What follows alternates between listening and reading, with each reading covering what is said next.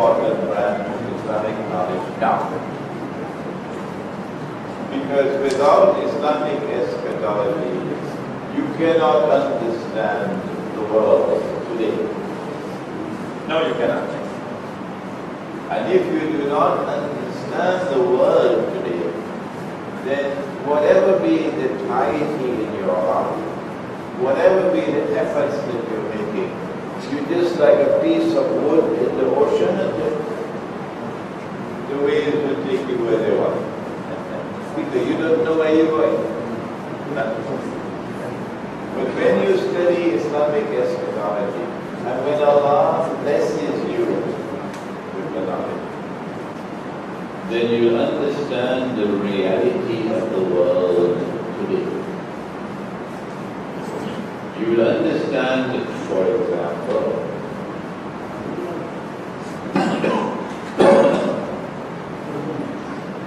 why is it that a universal political dictatorship is descending upon all of mankind? Despite democracy, a universal economic dictatorship is descending upon all of mankind. Why is this happening? Islamic eschatology will tell you why. And when you understand the reality of the world today, then you can follow the Sunnah of Nabi Muhammad. Because there is a part of his Sunnah which can be described as the strategic Sunnah, meaning how to respond to your strategic environment in such a way that you eventually succeed.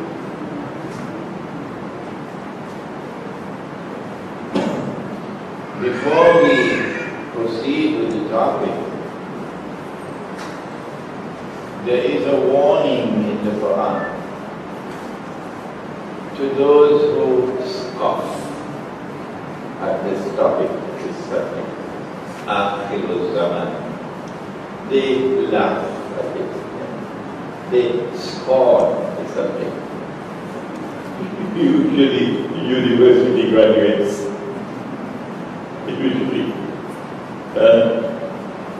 Usually the secularized mind. So they don't really believe in the Akhirah. Akhirul Zaman. So Allah says in Surah Al-Isra, and I quoted this verse before for you, and incidentally, when I was a student, and my teacher was teaching and lecturing, I always had a notebook, and I was always taking notes. And when the lecture was over, I go back to my room, and I write out the notes. Anytime he quoted the Quran, I go back to my room, search, find the verse of the Quran. But I don't see the notebooks.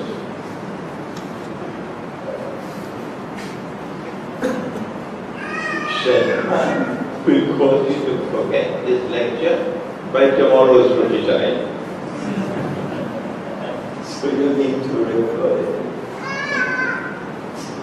The verse is in Surah Al-Isra, which is also known as Surah Al-Bani Israel, Surah number 17. And Allah says, بَعْدَ أَعُوذُ بِاللَّهِ مِنَ الشَّيْطَانِ الرَّجِيمِ وَإِذَا قَرَأْتَ الْقُرْآنَ جَعَلْنَا بَيْنَكَ وَبَيْنَ الَّذِينَ لَا يُؤْمِنُونَ بِالْآخِرَةِ حِجَابًا مَسْتُورًا. Sitr is the cover. Sitr. And hijab is that which bars you. So this is double cover. When you recite the Quran, when you turn to the Quran for guidance, when we place between you and those who scoff at Akhirul Zaman, those who look on this subject with disdain, they don't really have any faith in Akhirul Zaman. They are too secularized. So we place between you and them a hijab, which is mastur, covered. So they will never be able to penetrate the Quran. And only the Quran can explain the world today. Believe you me. Only the Quran can explain the world today. So, make sure that the heart is in the right place, that the heart is turned to Allah, and you are humble before Allah, with faith in the heart in Akhirul Zaman. And then proceed to study the subject.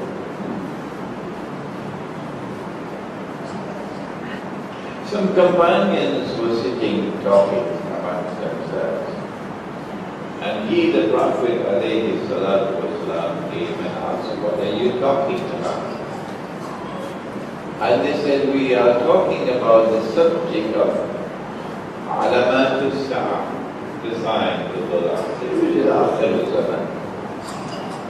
And he said in the hadith, it is in Sahih Bukhari, it is in Sahih Muslim, the last day would not come until, and then he mentioned the 10 signs. You're lucky I don't have time to question you.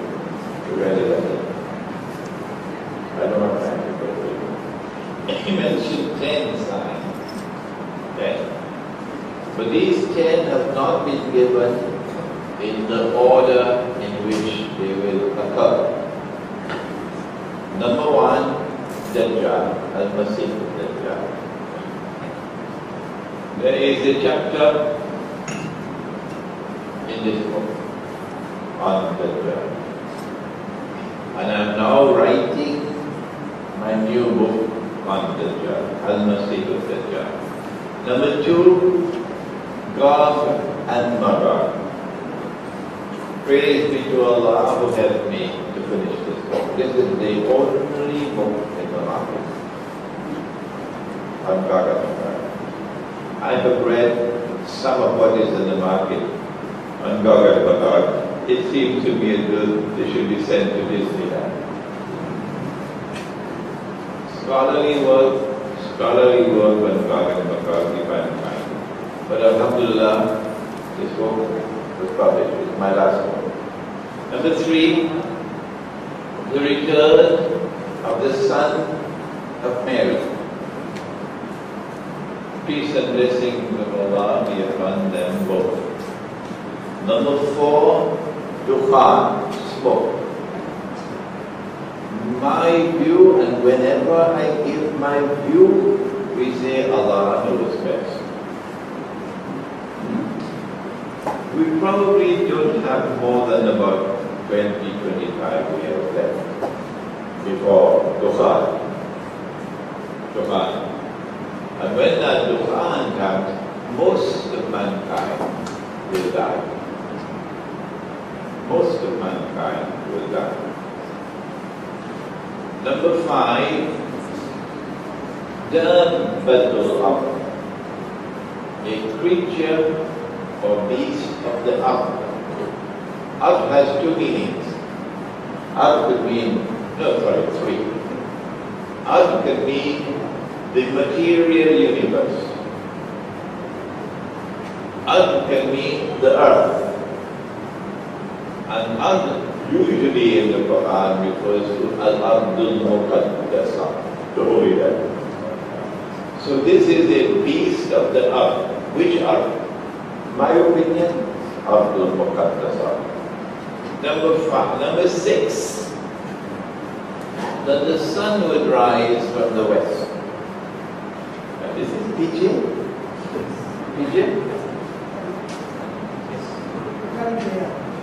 It rises from the east in Mesopotamia.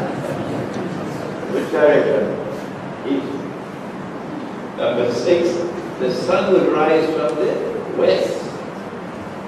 Number 7, 8, and 9.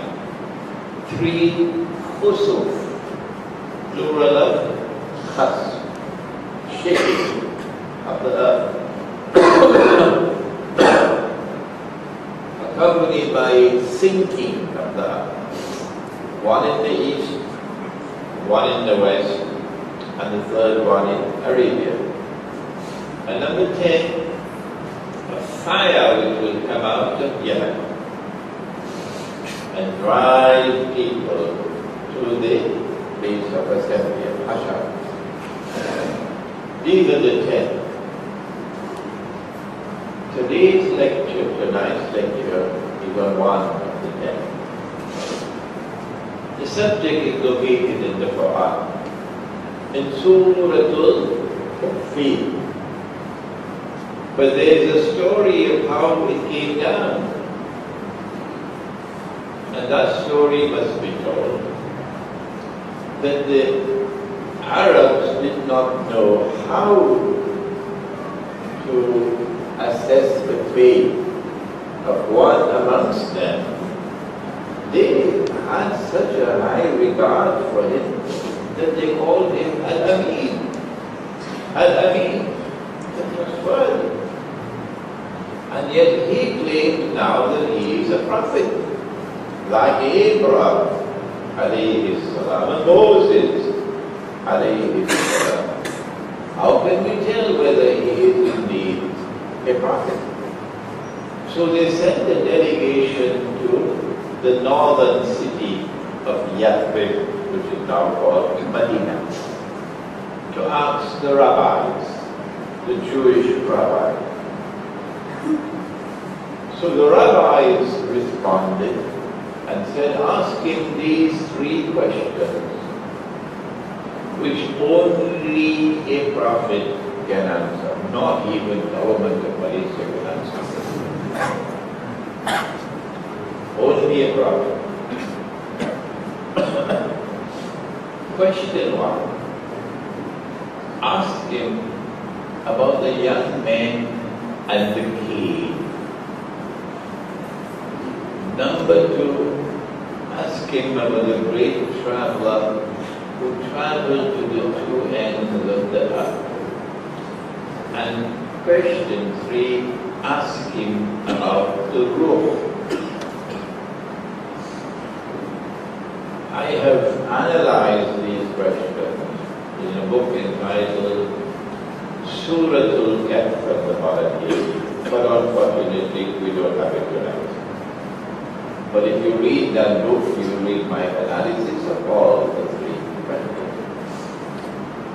The answers came down, and the answer to question 3 was put to that Allah. The answer to question 3 about the roof was put in Surah Bani Israel, وَيَسْأَلُونَكَ عَنِ الرُّوحِ قُلِ الرُّوحُ مِنْ أَمْرِ رَبِّكَ وَمَا أُوتِيتُم مِّنَ الْعِلْمِ إِلَّا قَلِيلًا. But the answers to questions 1 and 2 were put in Surah Al-Kahf. After these answers came down, come on, Rabbi, what happened? We don't hear you. You said only a prophet can answer. And now here's the answer. Why is the Rabbi so silent? For 1400 years, the rabbis have been silent. Huh? So anytime I meet a rabbi, I'm asking, come on, Rabbi, here are the answers. You said only a prophet can answer. Here are the answers. Are they true or are they false? Rabbi doesn't talk. 1400 years now we've been waiting. Rabbi doesn't talk. We're concerned with the great traveler. And the Quran responds with a name. وَيَسْأَلُونَكَ عَنْ ذِي الْقَرْنَيْنِ. And they question thee about Dhul Qarnayn. Qarn means a horn, but Qarn also means an age. Which one?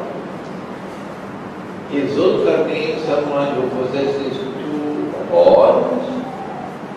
Or is Dhul Qarnayn someone who impacts on two ages?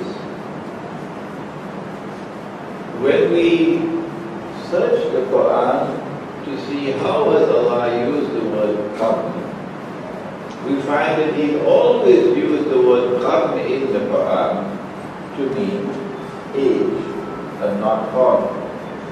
So we say, well, maybe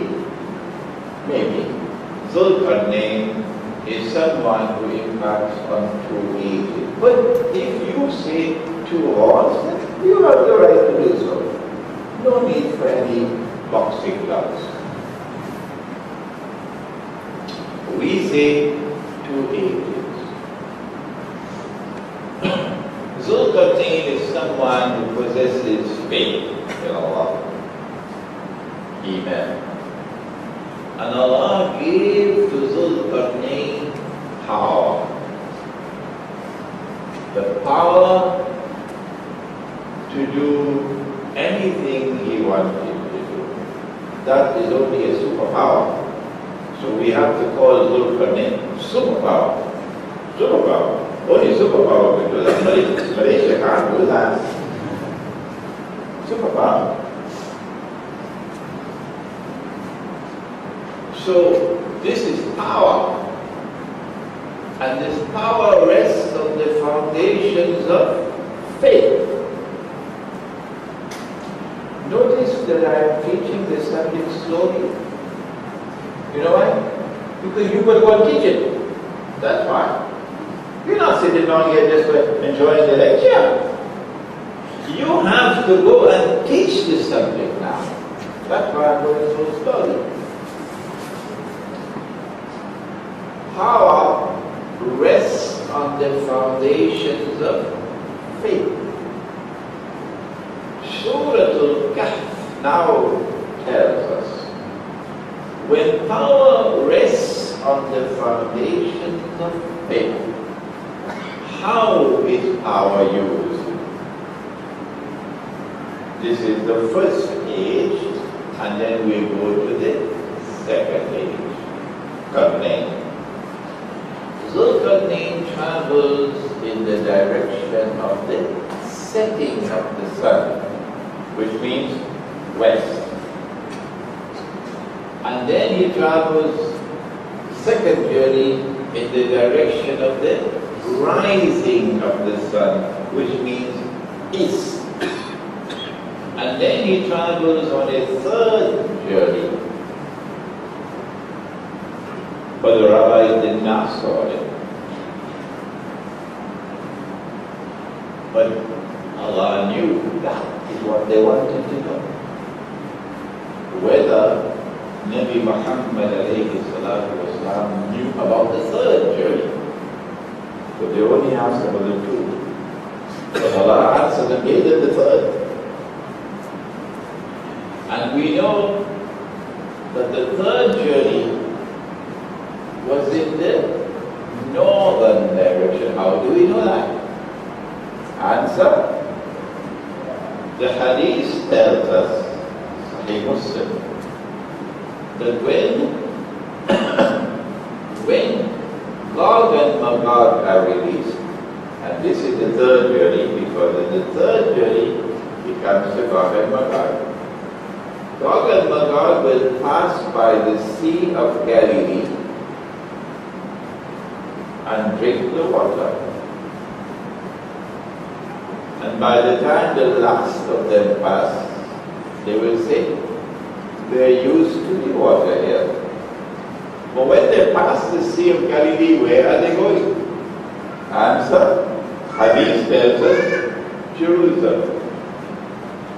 So, in order to pass the Sea of Galilee, to go to Jerusalem, you got to come from the north. You got to come from the north. So we're looking at the geographical territory north of the Holy Land. North of the Holy Land. Good. So he traveled to the setting of the sun. And then he came across a body of dark, murky water. The water is dark and murky because there's a lot of algae in the water.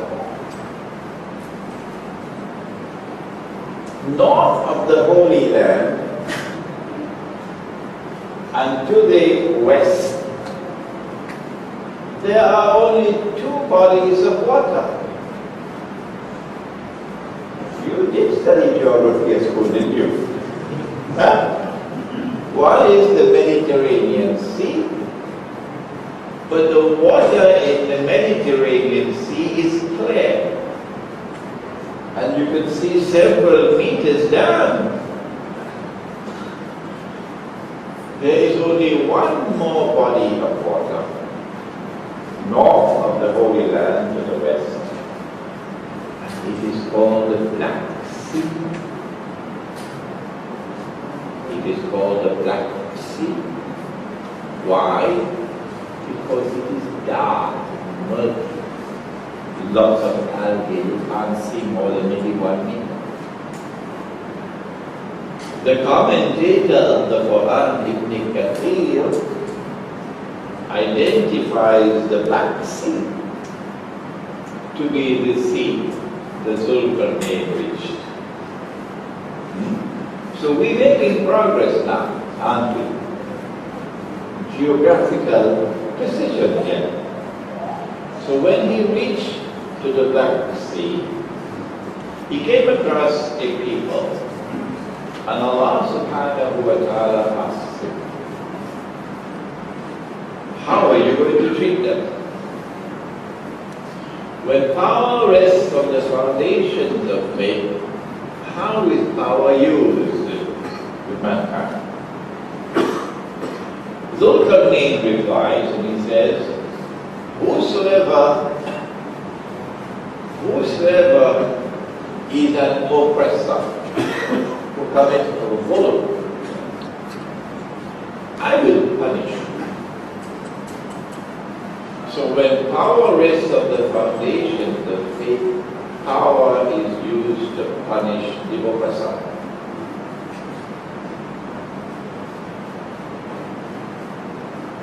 And when he returns to you, you will also punish him, says Zulkarnain.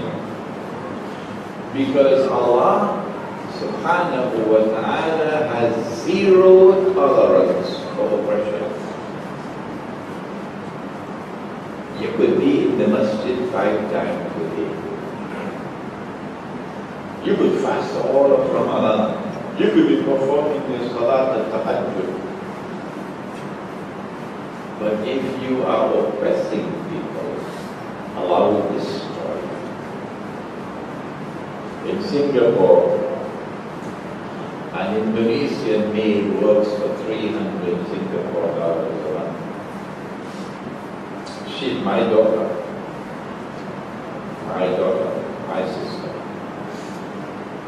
No Singaporean woman would work and do the work that the Indonesian maid is doing.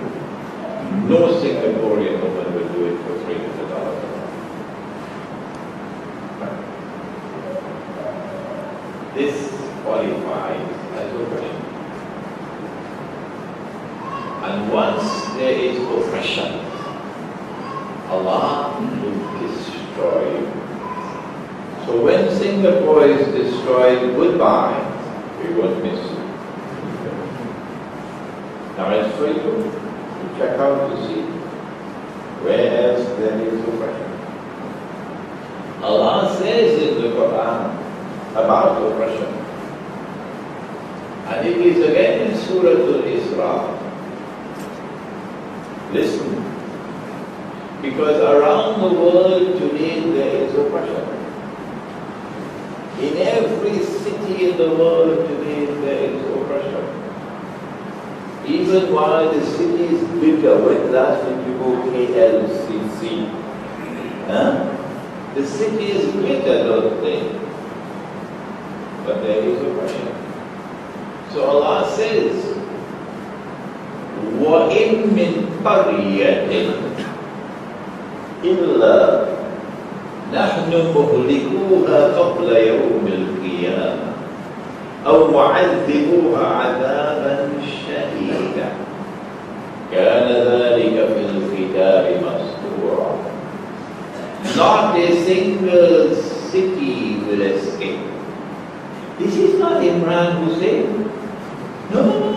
This is Allah. Not a single city will escape. We are going to destroy them all. All. And those which escape destruction, we will punish with terrible punishment. And this is something inscribed in the Kitab. I want to share with you my view, because I have been in the field of Islamic eschatology for a long time now, while they were drinking tikari.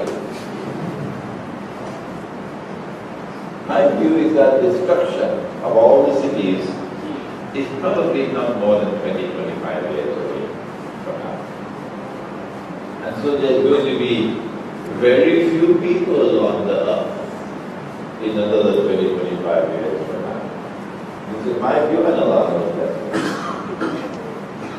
So I will punish them. And when they return to you, you will punish them.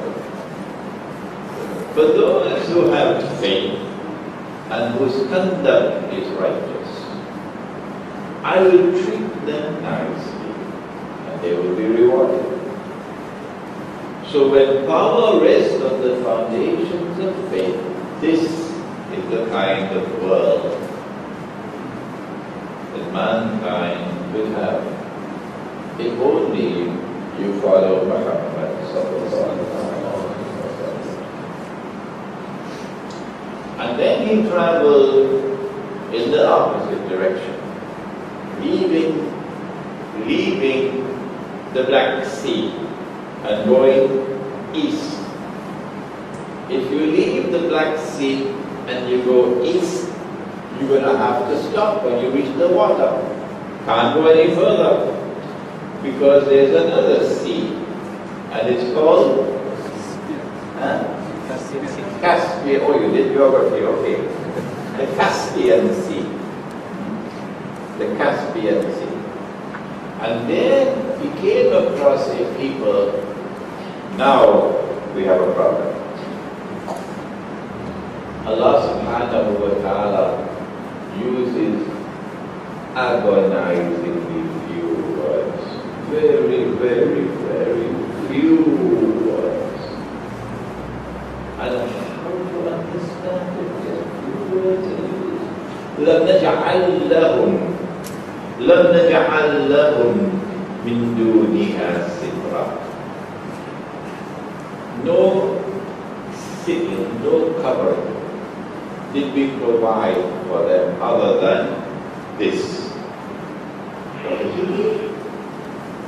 No covering did we provide for these people other than this. Could it be that these are a people who are living a primitive way of life, and only the natural covering that Allah provides, only that they have? Could it be? Allah knows best. Zulkarnain now has to decide how is he going to treat such a people. And can you believe this? That the answer in the Quran is in one word? Only one word. كَذَلِكَ. كَذَلِكَ, and that's it. How are we going to penetrate this subject with one word? كَذَلِكَ. Could it be that he decided, Zulkarnain, because of his compassion, because of his wisdom, he decided to leave them as they were.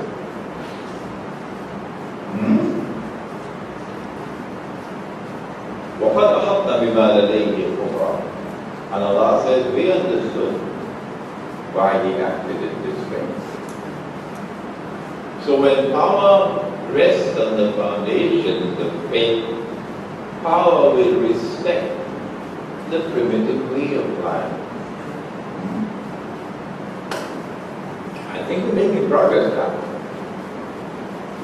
Then Zulkarnain traveled in the third direction, and we recognize it to be north now.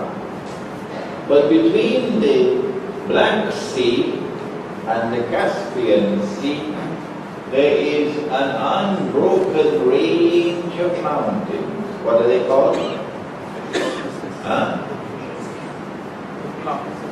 The Caucasus Mountains. Do you know geography?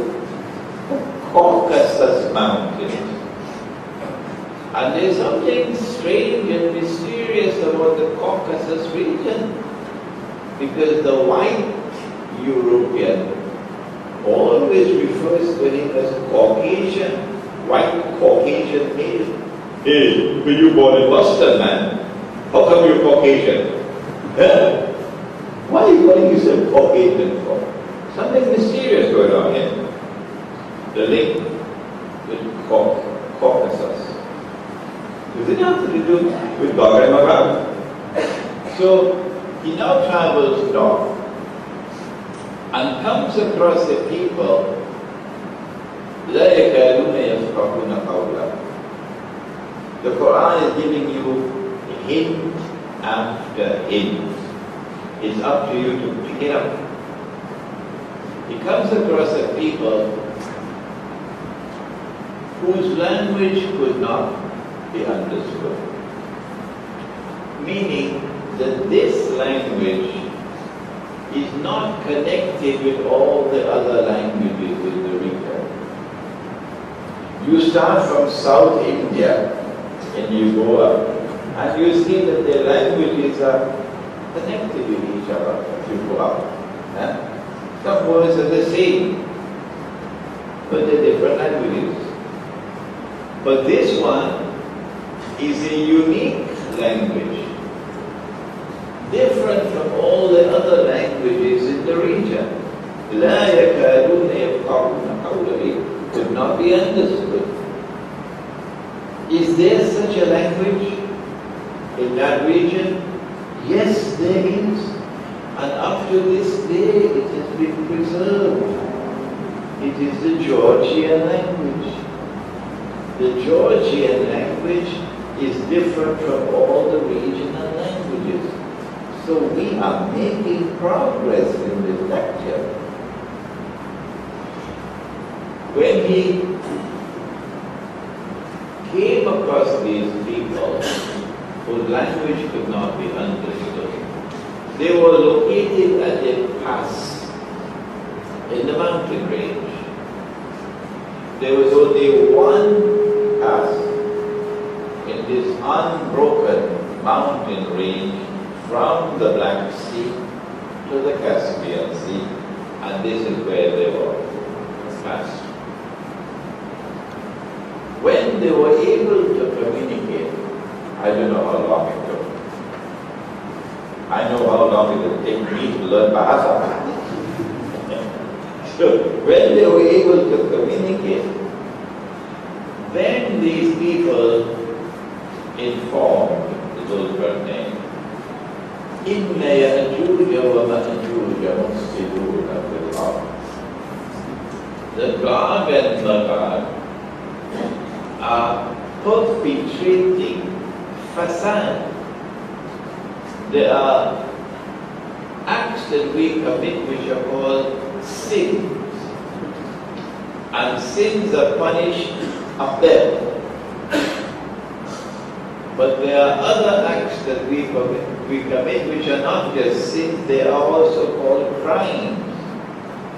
A criminal act is punished here. And among the crimes that we can commit, the biggest one of all is fasad. And the punishment for fasad is the severest one of all. There are grades of fasad, the Quran tells us. And at the lowest level, we punish you by banishment. Out, you can never come back, banishment. But there are other grades of fasad, and at the highest level you will be, your hand and your foot will be cut off from opposite sides. Did you hear that?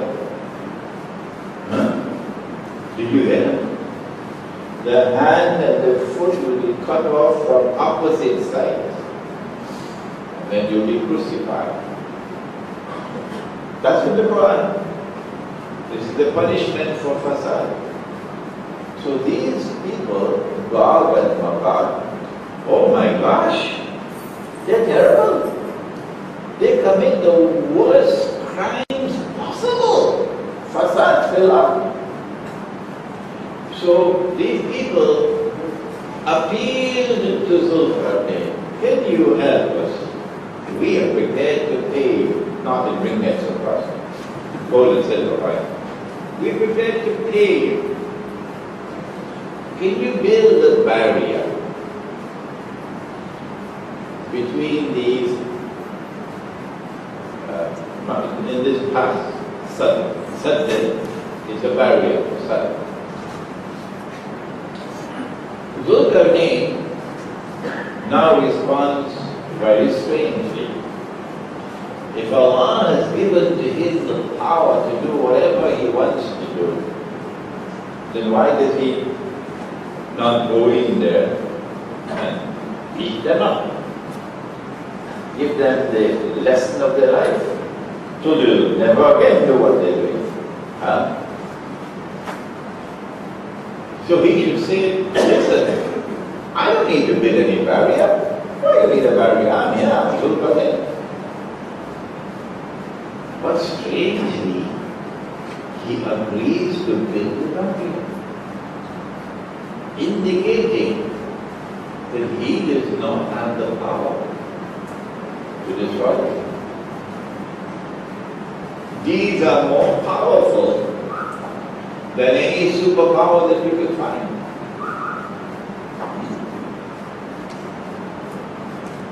In Sahih Muslim, there is a hadith al-Qudsi in which Allah says, I have created creatures of mine, Gog and Magog, who are so powerful that none but I can destroy them. So there is no power on earth, including a fellow called Osama bin Laden in some cave in Afghanistan. No power in the world who can defeat and destroy Gog and Magog. Only Allah can do it. He says, I don't need your money. As Sulaiman alayhi salam said the same thing when the queen of Salah sent the gifts. I don't need your money. What Allah has given to me is more valuable than that. But help me with manpower. Bring me Zubarul Hadid. Hadid is not a Syrian fellow with a shop in the city. Hadid is iron. Iron. Bring me Zubarul Hadid. Bring me blocks of iron. فَلَمَّا سَاوَ بَيْنَ الصَّدَفَيْنِ Oh, another hint now. You see the hints are coming there one after the other, but you've got to pick them up. The Quran changes the language. It doesn't speak of sun anymore. It now speaks of Sadafain. Sadafain means the two sides of a shell. If you open a shell, it is joined at the bottom. And it's open like this. So the pass in the mountain is shaped like this. It's still there to this day. You don't even have to buy a ticket to travel to find it. Just go to Google the search engine on the internet, and you find it. It's called the Dariel Gorge, and it is shaped like this, Sadafay. So he takes blocks of iron and he fills it up between the Sadafay, which means that there must be iron ore deposits in that region. And yes, there is iron ore deposit up to this day in that region. So we're making progress with this lecture, aren't we? Then he said, blow with your bellows, making a furnace, and bring me molten copper, which he poured upon the blocks of iron. And the engineers tell me this is to prevent rust. And so now the barrier is built. And Magog and Magog are now north of the barrier. The rudder built by Zulkarnain. Then Zulkarnain spoke and he says, now they can neither pierce it nor they can do. Oh boy, right. So they are blocked. Zulkarnain now speaks. And you'll have to tell me how a Greek emperor who worshipped Mars and Venus and gods and goddesses, a fellow named Alexander, you'll have to tell me how he could speak these words. Okay? If you accept that nonsense, that Zulkarnain was Alexander. Listen to what Zulkarnain says. It is in Surah Al-Kahf. هذا رحمة من ربي. This barrier is constructed as an act of mercy from Allah, from my Lord. So he worships Allah, not some Greek goddess. But now he says something more, which Tom, Dick and Harry doesn't know. فَإِذَا جَاءَ وَعْدُ رَبِّي. And when that time comes of which my Lord has come, جَعَلَهُ دَكَّاءَ. Allah is going to bring down this barrier. This is eschatology.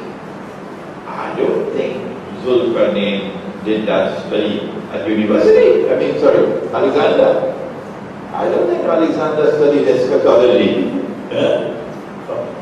فَإِذَا جَاءَ وَعْدُ رَبِّي. And when that time comes of which my Lord has born, جَعَلَهُ دَكَّاءَ. Allah is going to bring down the barrier. وَكَانَ وَعْدَ رَبِّ حَقًّا. And then the warning of my Lord will be fulfilled. So Magog and Magog are now contained by the barrier. But one day, the barrier will go down. And when it goes down, what's going to happen? They will be released. They have power. Their power is greater than Zulkarnain, so this is super power. But this power rests on foundations which are godless. Because an oppressor who has a PhD in oppression, constantly oppressing, cannot have faith in Allah. And this power, which rests on foundations which are godless, would be the supreme power in the world. Are you beginning to see? Are you beginning to recognize the reality of the world of today? They don't teach this at university, you know. So when Allah brings down the barrier, what kind of world will it be? It will be a world in which these people would possess supreme power, and they will sweep away everything before them. Every civilization before them will be swept away. And they will take control of the world. They will rule the world. But their rule will be on foundations which will be badness, and they will use power to oppress. Are you beginning to understand the world which you live in now? You had no knowledge of this before the Quran, did you? Did I not say only the Quran can explain the world today? Did I not say? Here is the Quran. One people will rule the world when Allah brings down that barrier. And when they rule the world, there will be no power in the world which can rival them or challenge them, including Osama bin Laden. Their power will be invincible. Invincible. Only Allah can destroy them. But these are going to be agents of fasad. They will use their power to oppress. They will use their power to corrupt.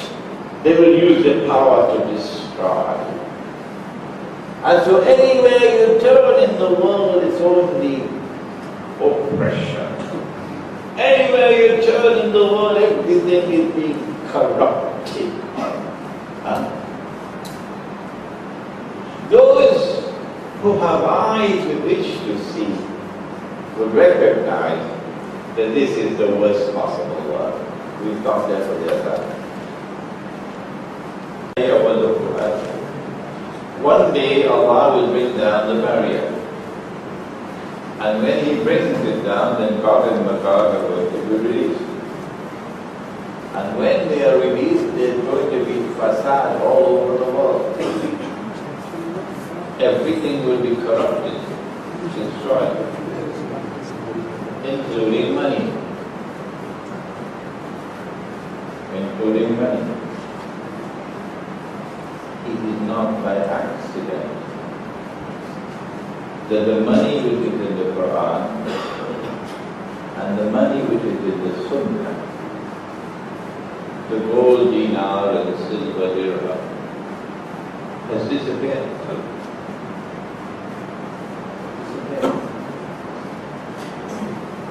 No. The reason why it has disappeared and has been replaced by this bogus and fraudulent and utterly haram paper currency, the reason for this is located there, in Magog and Magog.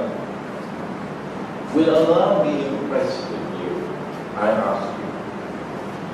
If you devote yourself to an effort to restore the gold dinar and silver dirham, and that is something commendable, will Allah be impressed with you when you pursue this effort without any understanding of how did the gold dinar and silver dirham disappear?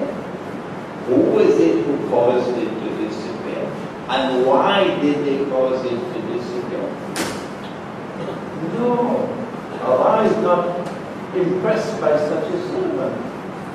And when a servant of Allah comes to you, traveling from Trinidad to Caracas, Caracas to Buenos Aires, Buenos Aires to Cape Town, Cape Town to KL, leaving my home, leaving the comforts of my home, at an age when I'm knocking on the door of 70, to come to you to teach you that which you do not know. Because nobody is teaching Islamic eschatology. Will you not listen?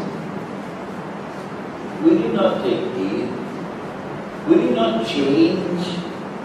Will you not make an effort? Will you not now make an effort to understand the subject of Islamic eschatology?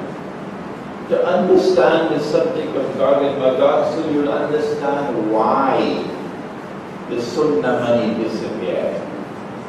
and why did this corrupt monetary system come? All I can do before I leave is to urge you to turn around and move this way to the Quran. Then Zulkarnain traveled to the opposite direction, and there he came across a people. لَمْ نَجْعَلْ لَهُمْ مِنْ دُونِهَا سِتْرًا. So when power rested on the foundations of faith, power respected the primitive way of life. Suppose these people living by the Caspian Sea,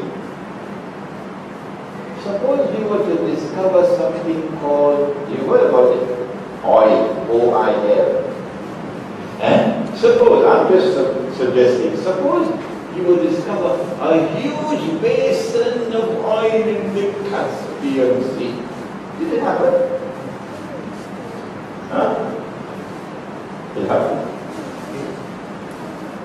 The Caspian Sea has a huge basin of oil, bigger than Saudi Arabia, bigger than Saudi Arabia. How will power be used? In the first age, كذلك Zulkarnain had the compassion, the integrity to leave them as they were, because the human being is more important than economic resources. Human values come first, and everything else comes after. وَلَقَدْ كَرَّمْنَا بَنِي آدَمَ. We have honored the progeny of Adam alayhi salam. But now, when God and Magog are released, how will they treat a people who live a primitive way of life? Go ask them in North America. What did they do to the American Indians? These people who say that we have brought to the world the most advanced civilization that mankind has ever experienced. Because they measure progress by the height of the building. And they measure progress by, I don't know whether you've heard about it. It is something small like this, and you can press, and no matter where you are, you can talk with your family at home. About cell phone, have you heard about it? And you measure progress by the, you don't need a donkey cart anymore, you don't need a horse anymore, you need BMW. This is progress. وَيَحْسَبُونَ أَنَّهُمْ يُحْسِنُونَ صُنْعًا. This is the yardstick that they use to measure progress. So now, power rests on the foundations that are godless, and this power is used to destroy the primitive way of life. So now the American Indian is part of the blue jeans jamaat. Yeah. The American Indian loses his language, loses his way of life, and he has the same hypertension and the same heart disease and the same prostate and, the whole works, like everybody else. He's also just as overweight as all the rest, because he's lost his way of life and he's not following it. They've destroyed the primitive way of life. And when there's oil, they ship you out, throw you somewhere else, so that they can destroy your resources. What a terrible world it is when God and Magog will be released. And so now we've understood of nine, the two ages. The age in which power rests on the foundations of faith, and the age in which power rests on foundations that are godless. In this one, power is used to punish the oppressor. In this one, power is used to oppress. The Quran is teaching you the world today. When will Allah bring down the barrier? Before we proceed, a lesson in methodology. a lesson in methodology. I'm afraid I'm going to take a little more time tonight, if you don't mind. At the beginning of the Quran, Allah teaches a lesson in methodology. He gave an order to the angels to bow down before Adam alayhi salam. فَسَجَدُوا إِلَّا إِبْلِيسَ. And they all bow down, they all prostrated except Iblis. Allah subhanahu wa ta'ala is not deficient in the use of language. The sentence is constructed like this deliberately to teach methodology. And it is being taught at the beginning. So you don't have an excuse.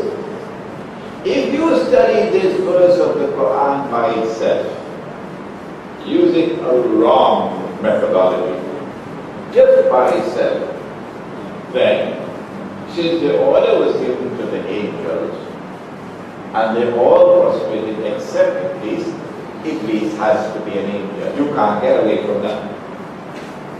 You cannot get away from that. Iblis has to be an angel.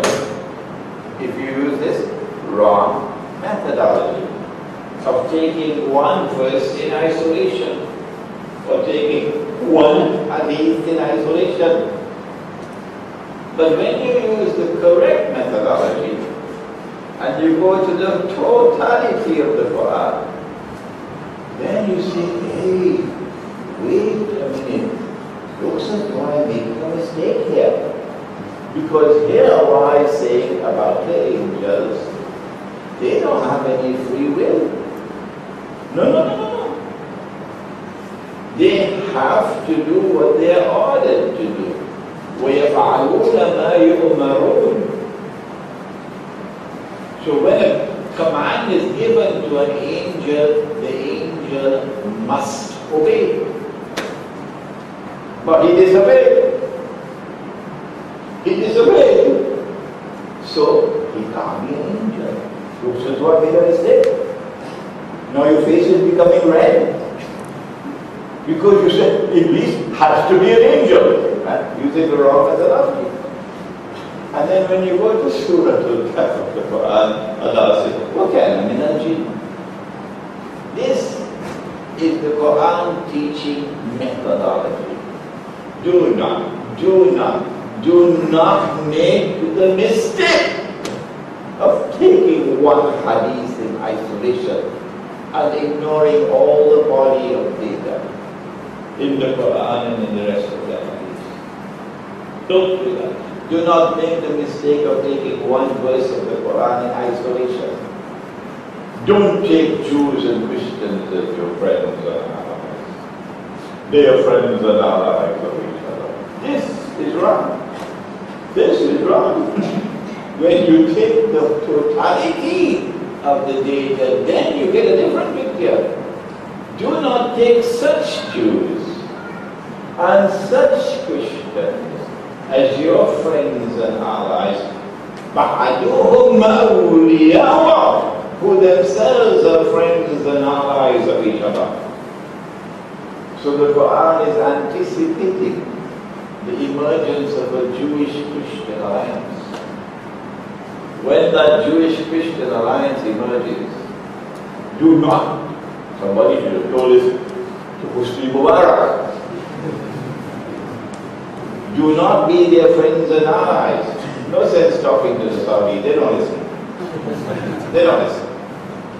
So now that we have learned this lesson in methodology, when is Allah going to bring down the barrier? Is it still standing up to out? If it is, what are you doing here in PJ? Why don't you go to search for it? Huh? If you say the barrier is still standing, don't you have any love for the Quran? A barrier which is located in the Quran, it is still standing. Does your heart not long to go and see it, to go and touch it? Built by Zulkarnain, what kind of people are you? Huh? Nobody goes to search for it. And yet you're going to tell me it's still standing. Well, if you don't want to go, do a Google search now.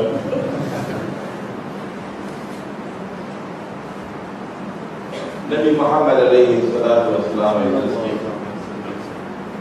At the home of his wife Zainab radiallahu ta'ala anha. This is Medina. And in his sleep he sees something. It's called a vision, ru'ya. It is terrible. Terrible.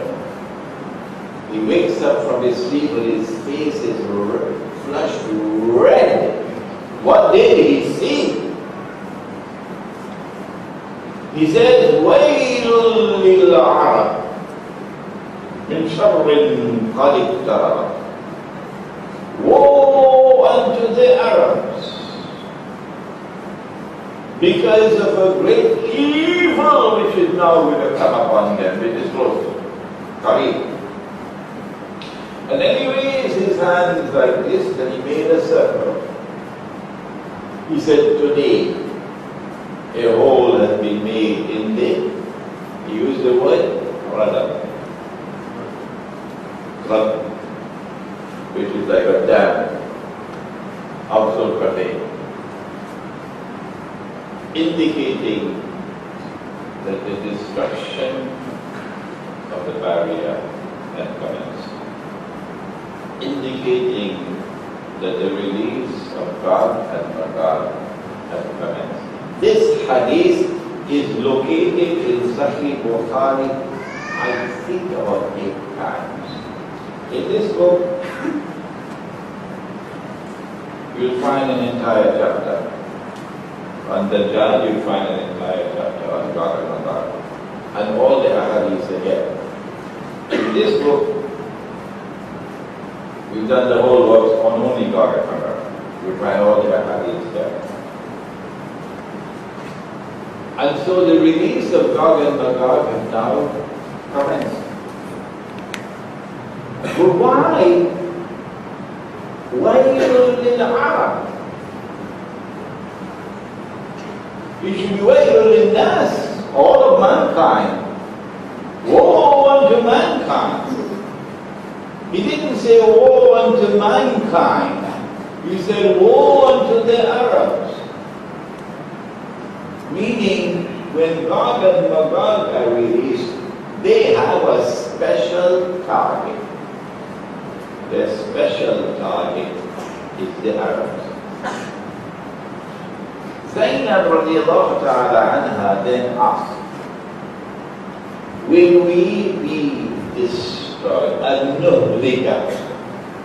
Will we be destroyed, meaning the Arabs, when there are amongst us those who are righteous? That's the question.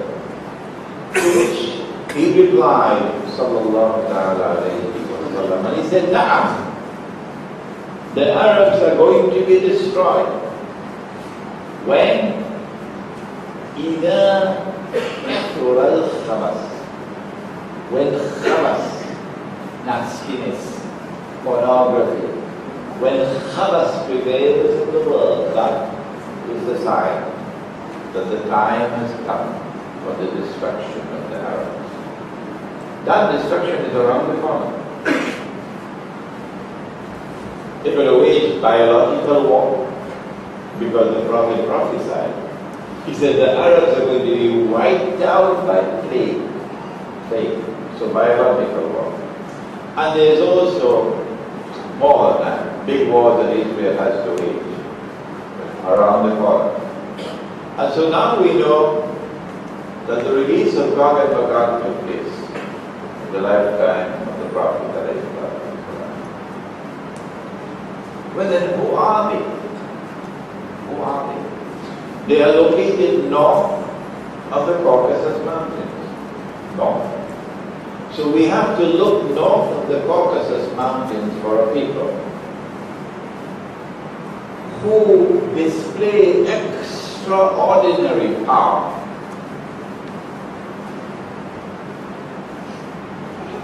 But who, in addition to having power, use power wickedly. And thirdly, we're heading in that direction. They have an obsession for the Holy Land. Everything they do is connected with Jerusalem. Who are Magog and Magog?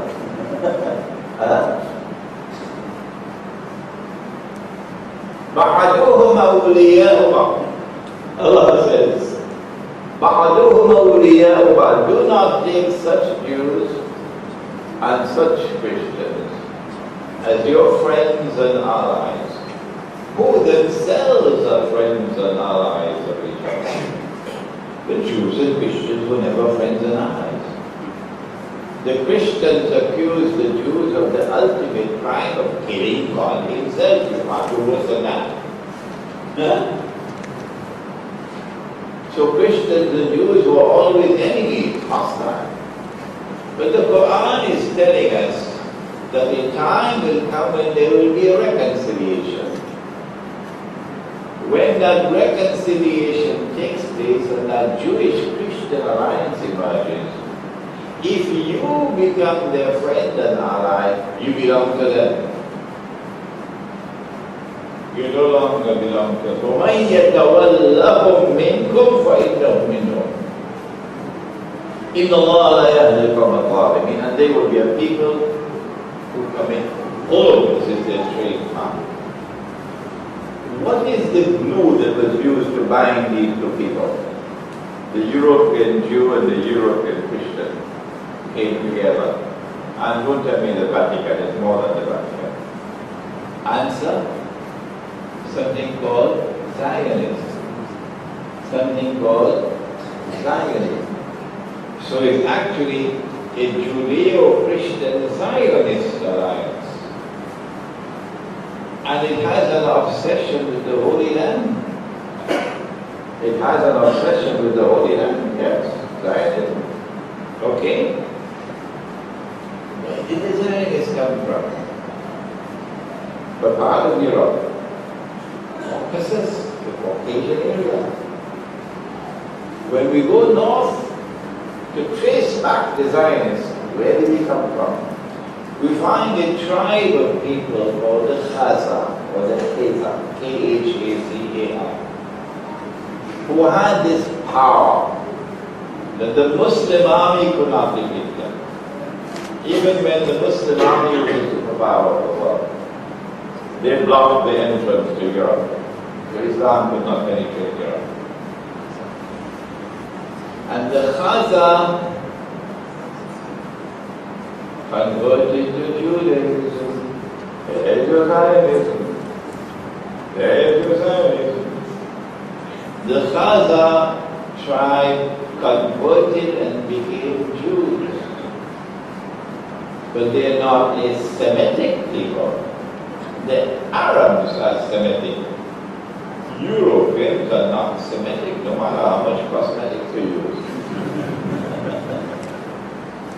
So, the world now experiences for the first time in history something very strange, a European Jew. The Khaza, when they became Jews, didn't stop them. They have a habit of changing. So some of them became Christians. And some of them became Muslims as well.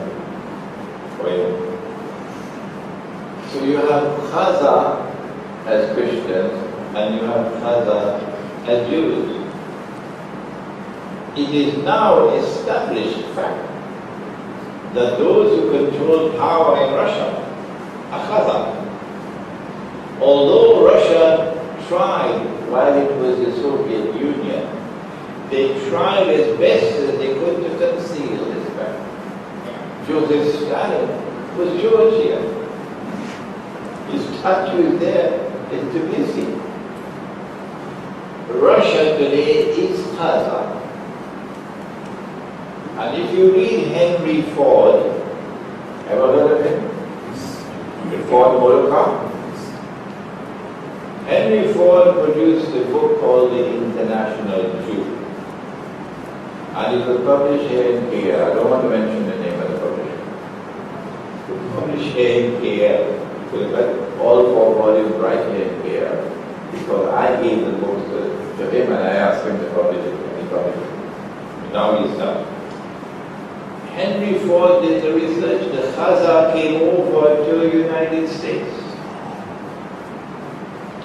And then infiltrated into the United States.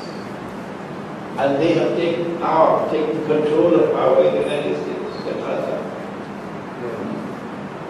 So we locate God and Magog in the Zionist Judeo-Christian alliance, who have their origins hundreds of years ago in the Khazar tribe.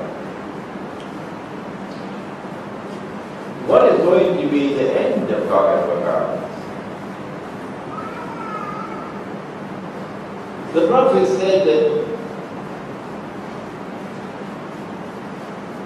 when Gog and Magog were released, the first of them will pass by the Sea of Galilee and start to drink the water. If you choose to understand this literally, then you will have to go by the Sea of Galilee and wait with your camera digital to see people passing by drinking the water. Okay? This is the difference between Islamic scholarship and pseudo-scholarship.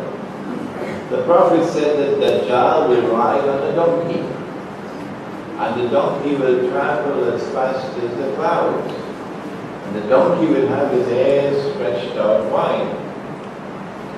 So if you're waiting for someone who's going to stand up in Jerusalem and declare, I am the Messiah, and he's going to have this flying donkey, you are entitled to your view.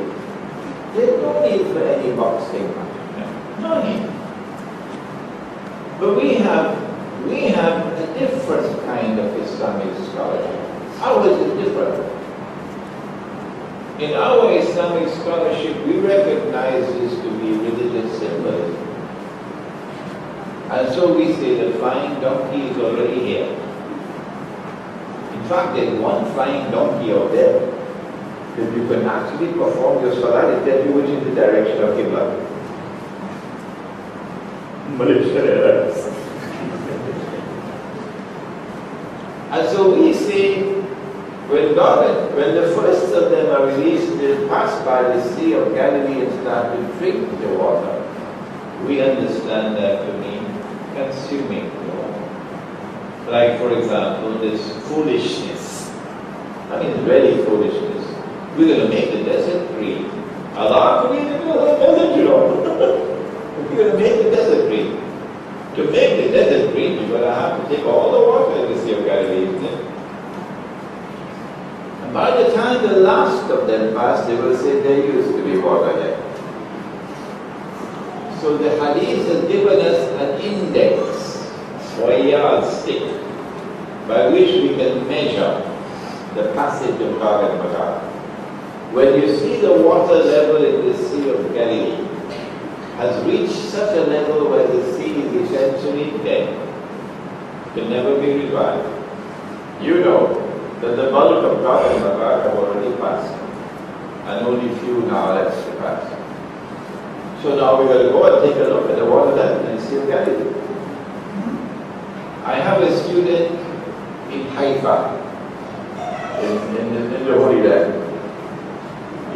He's been writing to me now for some time, but I saw him for the first time when we had the International Islamic Retreat in Cape Town before I came here. And he traveled from Haifa to attend the retreat. So I met my student for the first time. And he is constantly monitoring the water level of the Sea of Galilee and constantly informing. The Sea of Galilee long ago has reached the point of no return. It can never be revived. is waiting to dry up now.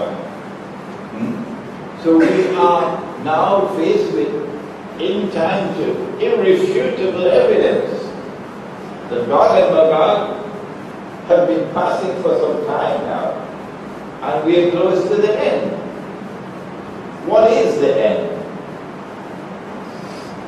We go back now to Surah Al-Kahf, where Allah says, وَتَرَكْنَا بَعْدَهُمْ يَوْمَئِذٍ يَمُوجُ فِي بَعْضٍ. I think this qualifies as the most difficult verse in the whole Quran. وَتَرَكْنَا بَعْدَهُمْ يَوْمَئِذٍ يَمُوجُ فِي بَعْضٍ وَنُفِخَ فِي الصُّورِ فَجَمَعْنَاهُمْ جَمَعًا. I'm only interpreting the verse, so Allah knows best. And I am disappointed when people accept my views just because they come from me. That's a disappointment. You should not accept anything I gave as my opinion unless you are convinced that it is correct. Now you are a good student. I used to tell my teacher, Maulana Rahman and Sadi, if I am sitting here teaching this subject, that no one else will be able to teach because of it. But he trained me this way. I never accepted anything my teacher taught me, never. I used to go to him and say to him, Maulana, I don't agree with you. At the age of 22. But then 3 or 4 months later, I'll go to him and say, Maulana, now I agree with you.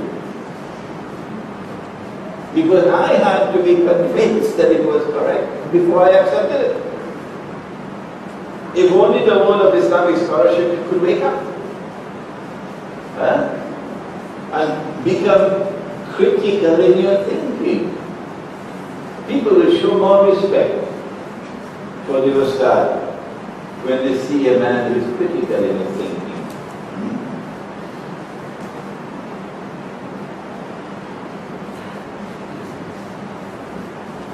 وَتَرَكَّ بَعْضَهُمْ يَوْمَئِذٍ يَمُوجُ فِي بَعْضٍ could mean that we'll cause them to merge with each other like waves. Merge with each other like waves. The way waves in the sea merge with each other. And as you constantly merge with each other, it's called globalization. And so eventually one global society emerges. I call it the blue jeans demand. One global society emerges. It matters not whether they are Jew or Christian or Hindu or Muslim or Buddhist. They are all living essentially the same way of life. And it's the way of life of God and God. That is one of the meanings. But there is a second possible meaning. وَتَرَكَّ بَعْضَهُمْ يَوْمَئِذٍ يَمُوجُ فِي بَعْضٍ. That there are waves which will crash against each other. And when a wave crashes against another wave, you can see the white foam. These are not waves coming together and merging. These are waves coming against each other. If two powerful waves come to crash against each other, you better run. Don't remain there. You're going to be split. You're going to be destroyed. Two powerful waves crashing against each other. For example, when Pharaoh attempted to cross, then Allah caused the water to stand, and there's a passageway. So you have a mountain of water on this side, and a mountain of water on that side. But when Pharaoh attempted to cross, Allah caused the water to come down. So water from this side crashing against water from that side. Could anybody survive? Nobody survives. This is the Yamuju Riba as well. So from this, we get the possibility that there is going to be a clash of God against Magog. That is how this book ends. That the Russian alliance, with which China is going to be a part, will eventually clash and crash against the American Dead Alliance. The American Dead Alliance, the Anglo-American Israeli Alliance in NATO, have a pig-headed obsession to rule the world. But Russia will not bend its knee, and China will not bend its knee. The Saudis not only bend the knee, they're down on their face. They're down on their face, the Saudis. But Russia will not bend its knee, and China will not bend its knee. So we are moving, this is why there's encircling Russia right there, nuclear missiles, encircling Russia. Because you're moving towards the showdown. And when that clash takes place, which is probably 20-25 years from now, when that crash takes place between Magog and Magog, that's the smoke. Dukhan. Who will survive that? The cities won't survive. Why will the cities all be destroyed? Is there something to do with radiation from nuclear weapons? And that radiation facilitates the travel of that radiation when you're in an area in the mix with cell phones. Huh? So wherever you could use a cell phone, you know when that takes place, they'll all be made into sunny side up eggs.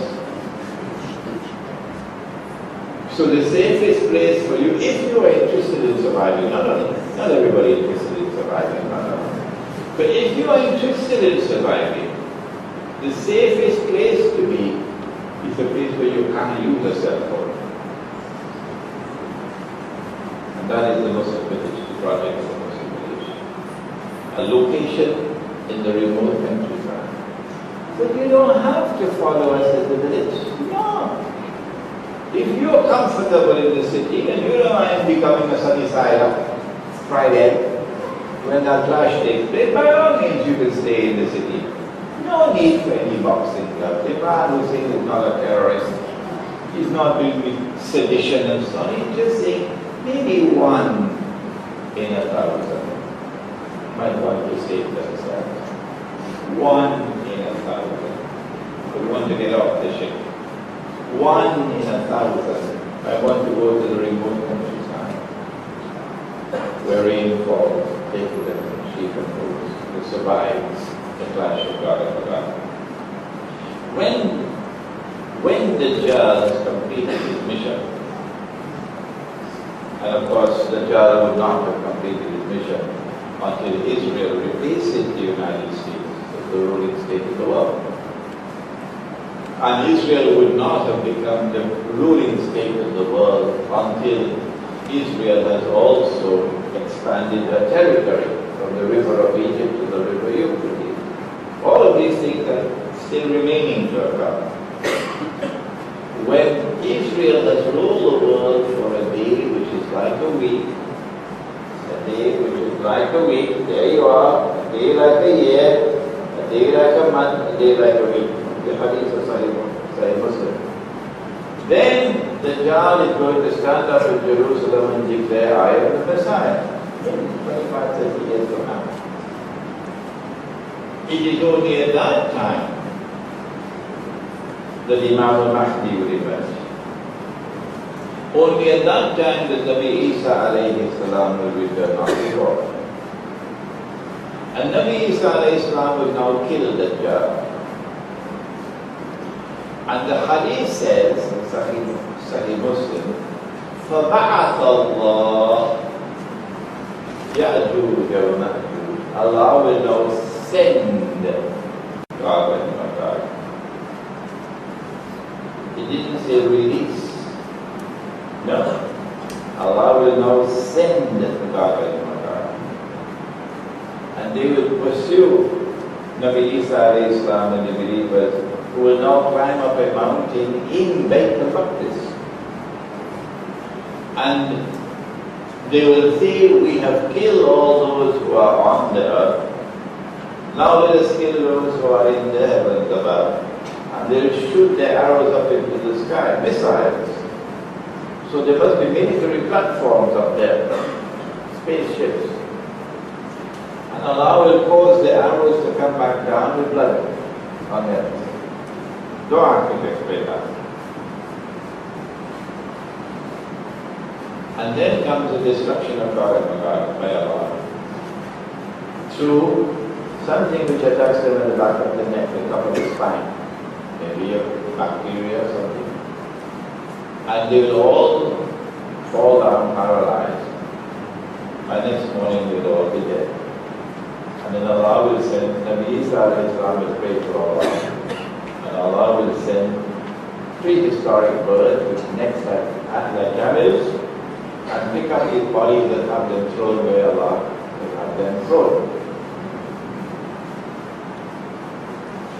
The Quran now speaks. Over there is وَفَبَعَثَ اللَّهُ. Remember the word وَفَبَعَثَ اللَّهُ يَأْجُوجَ وَمَأْجُوجَ. That is the hadith in Sahih Bukhari, Sahih Muslim.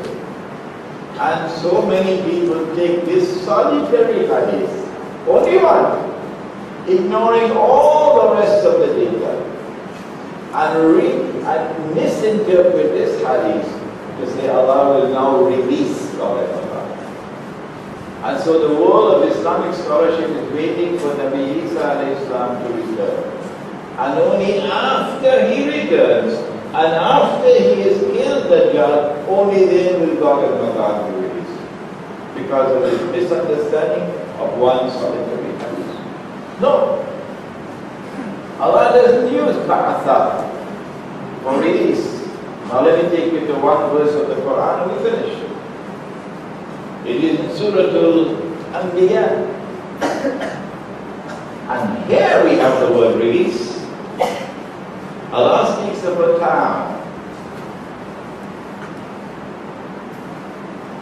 He destroyed that town. He expelled the people of the town. And then he placed a ban on them that they could never return to this town to reclaim it as their own. Never. They can come back as tourists, but they cannot come back to reclaim it as their own. Until when? Listen. وَحَرَامٌ عَلَى قَرْيَةٍ أَهْلَكْنَاهَا أَنَّهُمْ لَا يَرْجِعُونَ حَتَّى, listen to the words, حَتَّى إِذَا فُتِحَتْ يَأْجُوجُ وَمَأْجُوجُ وَهُمْ مِنْ كُلِّ حَدَبٍ يَنْسِلُونَ. This book was built on that verse of the Quran, Surah Al-Anbiya. The town, obviously, is Jerusalem. And Allah is saying that Jerusalem has been destroyed. Banu Israel have been expelled. For 2,000 years they could never return. Never. But number one, they will come back when two things must happen. Number one, when Gog and Magog are released, and they will do, they spread out in all directions, so that with their invincible power they take control of the world. When that happens, then you see Banu Israel being brought back.